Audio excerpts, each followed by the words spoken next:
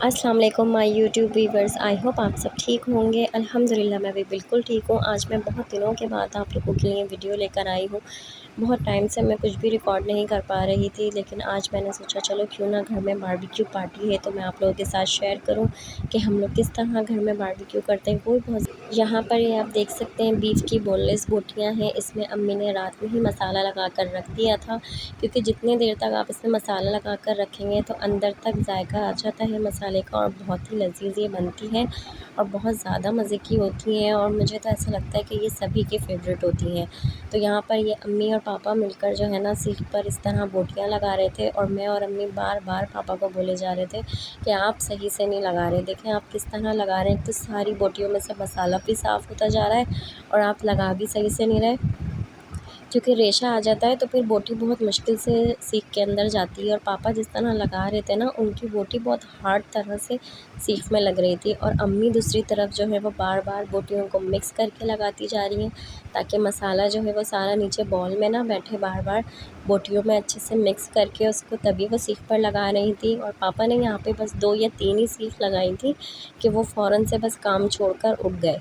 और मुझे पता है वो क्यों उठे थे, वो इसीलिए उठे थे क्योंकि उन्हें चाहिए था मेरा बेटा छोटा वाला, क्योंकि मैं उसे अपनी गोद में ली हुई थी। और बस जब मैं आ जाती हूँ ना, उनका कोई काम करने का दिल नहीं चाहता, बस उनका दिल चाहता है वो सिर्फ मेरे बच्चे लेकर बैठे रहें और हम लोग मिल के काम करते रहें।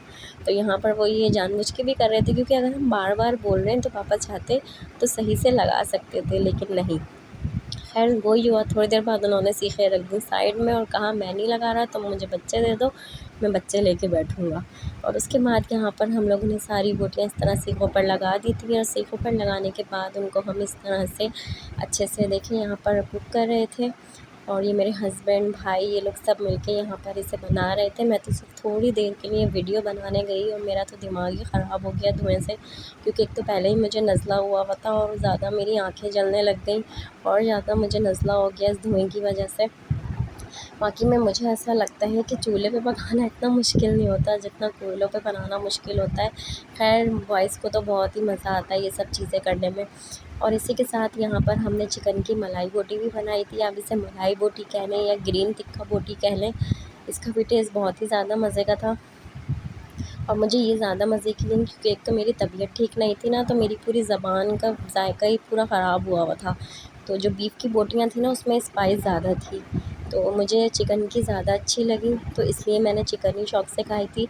और मेरे बेटे ने भी चिकन की ज़्यादा शौक़ से खाई थी। चिकन की मलाई बोटी हमने बोनलेस भी रखी थी, और यहाँ पर इस तरह टिक्के के बड़े पीसेस भी हमने रखे थे।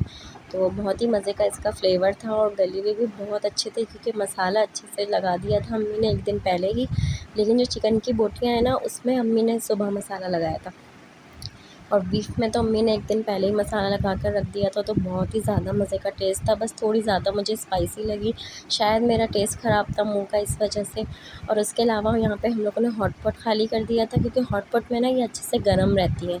तो जैसे जैसे मेरे हस्बैंड और भाई बनाते जा रहे थे ना, तो हम इन्हें डायरेक्ट हॉट पॉट में ही डाल रहे थे ताकि अच्छे से ये एयर टाइट हो जाए। उसके बाद यहाँ पर ये बस थोड़ी-सी बोटियाँ रह गई थी, तो बस ये लोग बना रहे थे। मैं साथ ही साथ दस्तरख़्वान भी लगाती जा रही थी, मैं और अम्मी। हमने कहा चलो जल्दी से ये सब तैयार हो जाएँगे ना, तो एक साथ बैठकर ही खाना खाएँगे। और बस अब ये थोड़े से ही पीस रह गए थे, हमने कहा अब ये जल्दी से बन जाएँ तो फिर हम लोग खाना खाएँ। यहाँ पर देखिए मैंने दस्तरख़्वान लगा दिया था, और ये हस्बैंड जो है वो अपनी प्लेट बना रहे हैं। तो आप देखें यहाँ पर उनको कि इन्होंने इतना सा निकाला है, और मेरे पापा कहते हैं और डालो, लेकिन वो कहते हैं मैं ये पहले फ़िनिश कर लूँ, मैं और ले लूँगा।